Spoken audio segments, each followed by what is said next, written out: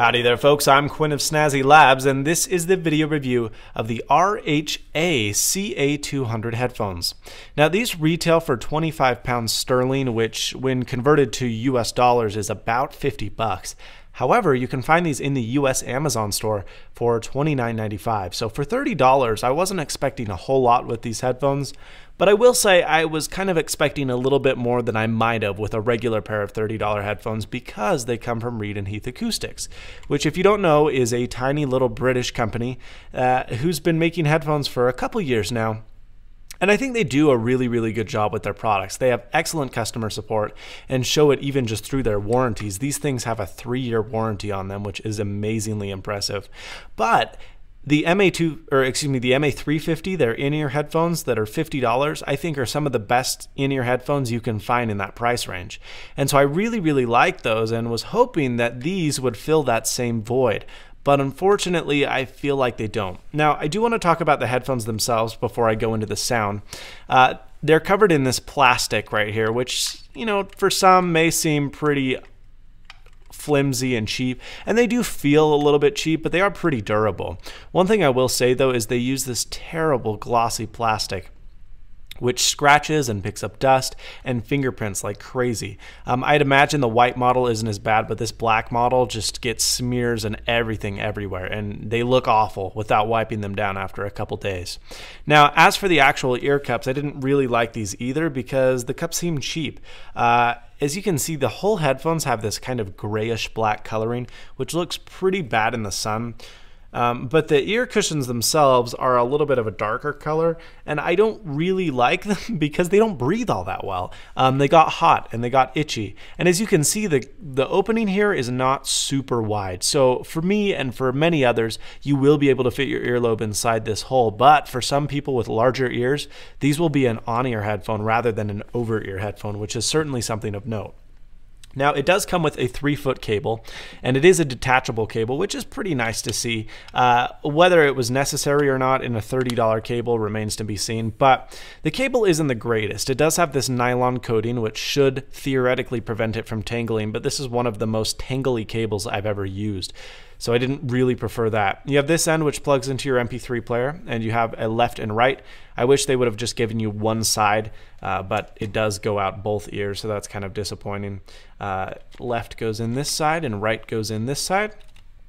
And the cup indicators are marked with a little blurb here, and you also have a right sticker right here telling you what pin you need to stick into that actual cup. But that aside, the cable is pretty nice. It's a good length. It's a good, you know, I mean, you don't get much cable noise. You do get a little, but it's to be expected in on-ear headphones in this price range. So that wasn't too big of a deal.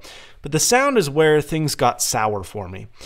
These are really easy to drive, so you can drive them off of an iPhone or an iPod Nano even, and they'll sound decent.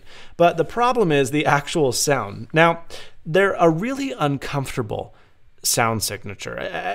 It was very bizarre. It was very veiled. So in the highs, it sounded compressed. They were drowned out. And you could tell they tried to compensate of this drowning out by adding emphasis on the high-end frequencies, and it just created unnecessary piercing sibilance in kind of this short frequency range, which I didn't really like. You had, you know, bass, you had a little bit of mids, you had not very much treble, and then you had this really bizarre piercing top end, which was very uncomfortable for the majority of rock and pop. Now, as for the mids, they're pretty much overshadowed entirely by the bass. They're not terrible, but they're not good. In fact, they're not even really worth mentioning. The focus and center around these headphones, as with pretty much any other headphone in this price range, is bass. And I don't like it. You know, the mids were overshadowed so much that the guitar and the piano sound pushed out of the way. Like, they just seemed like an afterthought. The bass was dominant, again, as it is with most cheaper cans. But it was pretty smooth and deep, and it was relatively consistent, which I like seeing. I will say, though, that it did distort at higher volumes, which is something that annoyed me slightly. Now, the sound is just generally uneven and patchy. Noise cancellation isn't great. Passive noise cancellation and isolation isn't very good.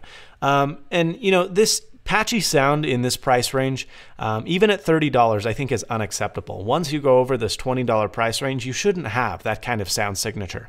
And unfortunately, the CA-200s did have that.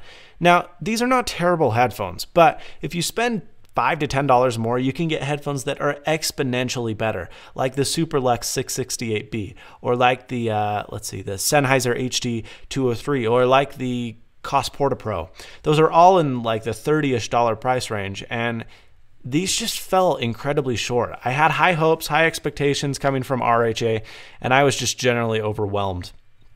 Rather underwhelmed. And so for that reason, I'm going to give these a Not Snazzy award. Again, if you bought these, if you got stuck with these, they're not a horrible buy, but I just can't recommend them to anyone, seeing as though you can spend $2, $3, even $5 more and find substantially better headphones.